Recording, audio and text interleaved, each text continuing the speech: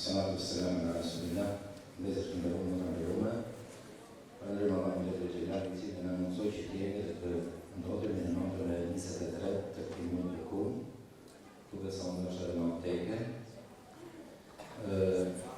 Pa humbur kohë, falënderojmë veçantë pas Allahut dhe Xhelalit që shkon në kryetar të Kombit Musliman të Shqipërisë, Zoti Darulli, i cili me gjitha angazhimet e dinimet mbi ngarkesën që ka pasur këtij mundi të parë Ramazanit,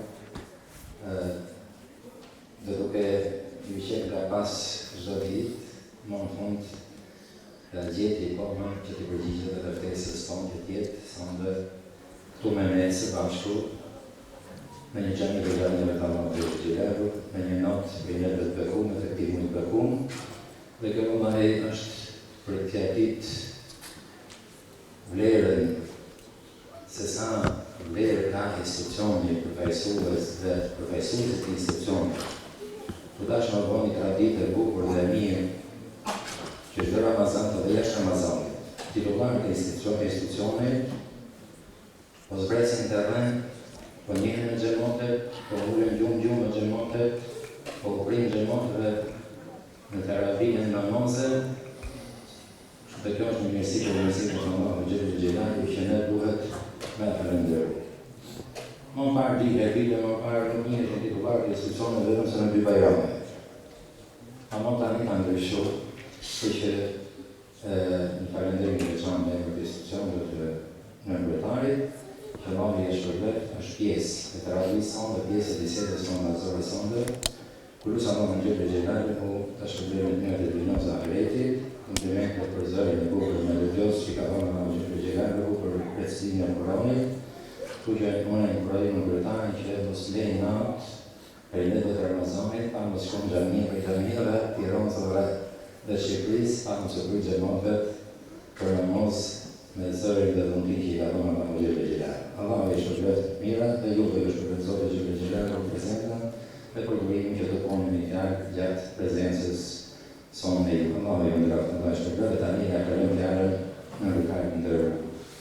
أعوذ بالله من الشيطان الرجيم بسم الله الرحمن الرحيم الحمد لله رب العالمين والصلاة والسلام على رسولنا محمد وعلى آله وصحبه أجمعين.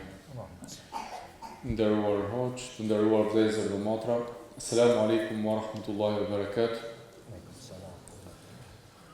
Lusë Allahun Xhella Xhelaluhu që këto mbrëmje të jenë për atyre mbrëmjeve të cilat jo vetëm ne do t'i mbajmë mend si ato mbrëmjet më të mrekullueshme, më të gëzueshme për jetën tonë këtë botë përkohshme, por ajo që është më e rëndësishme është pikërisht që ditën e gjykimit na dalin këto mbrëmje si sihariqe, dhurata, si surpriza të bukura që do të zbukurojnë, do të heshojnë, do të ndriçojnë jetën tonë, do të dalin faqebardh e do të dalin përpara Allahu Xhella Xhelaluhu me kryet lart, e do të jemi për atyre njerëzve të cilët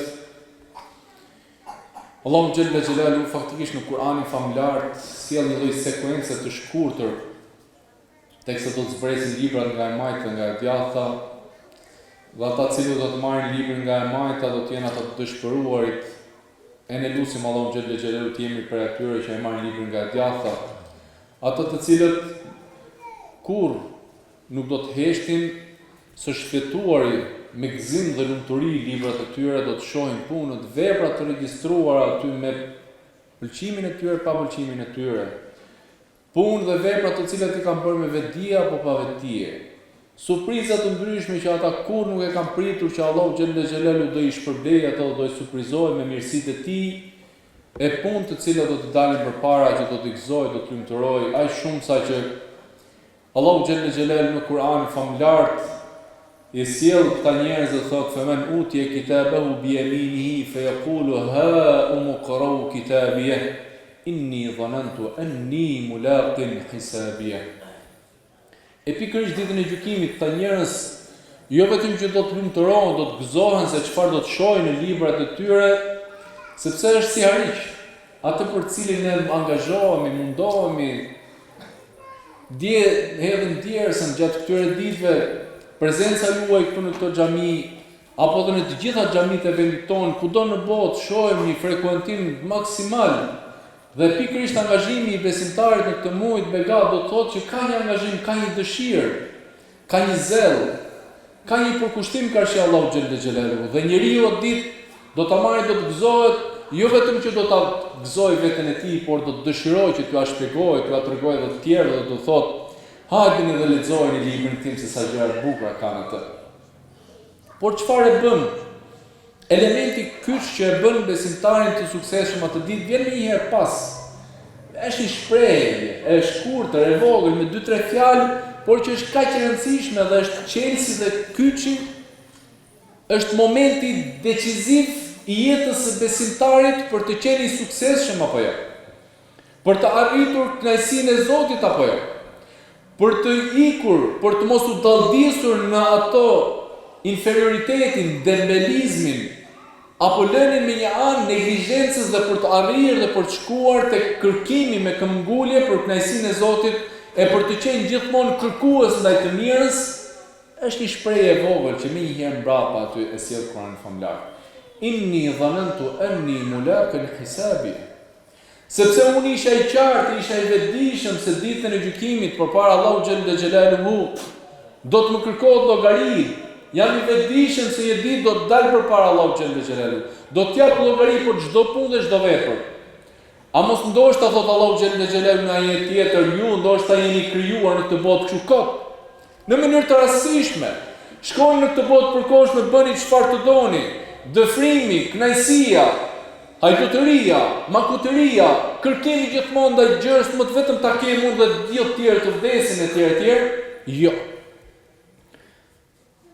Pikërisht Allahu xhel xhelaluhu thotë sepse unë isha i vetëdijshëm se ditën e gjykimit do të dal përpara Allahu xhel xhelaluhu. Do të jap llogari për çdo gjë. Do të japim llogari edhe për çdo ditë të begatë që Allahu i lartësuar na i mundsoi. Sepse ka ndoshta 10 prej atyre besimtarëve që faleshin së bashku, vinim në xhami së bashku, frekuentonin xhamin së bashku, por që këtë Ramazan e patën të pamundur që ta përjetonin dhe ta shijonin.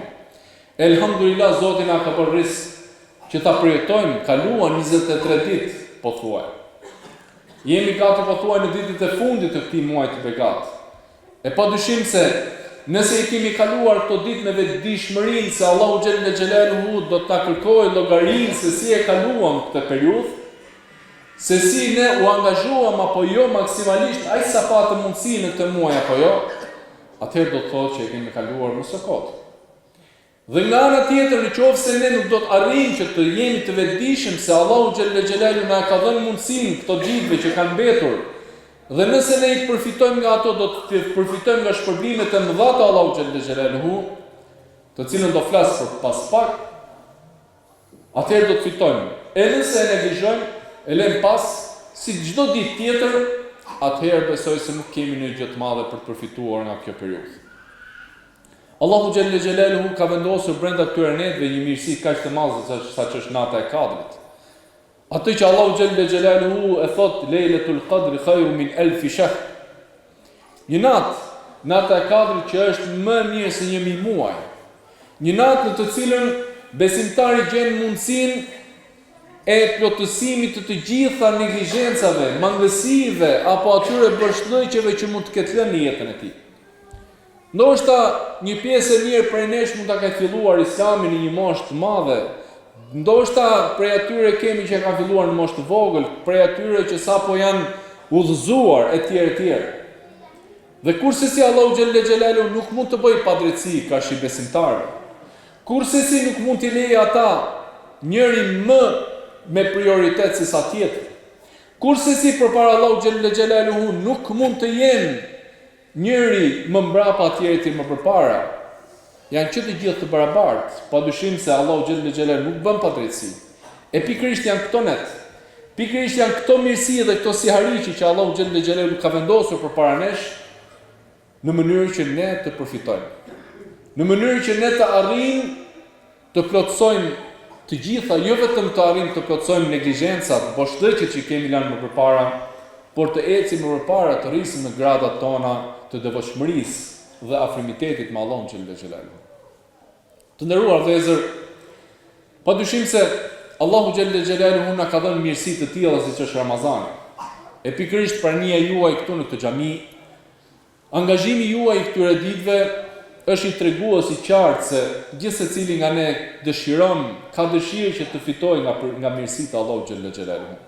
Dhe pikërisht janë këto ditët e fundit që jo vetëm që nuk duhet na shtyjë neve drejt dembelosis apo drejt asaj lodhje që mund të ketë dhënë gjatë këtyre ditëve Ramazani, agjërimi etj, por duhet na vetëdijsoj akoma më tepër që të angazhohemi apo të përkushtohemi akoma më tepër në mënyrë që në këto ditë të mbetura të përfitojmë nga mirësitë e Allahut xhalla xhelaluhu. Namazet e teravive, namazet e natës tashmë ka një lloj aktiviteti të gjallërueshëm, pothuaj në të gjitha xhamit, jo vetëm në qytetin tonë, por edhe më gjerë.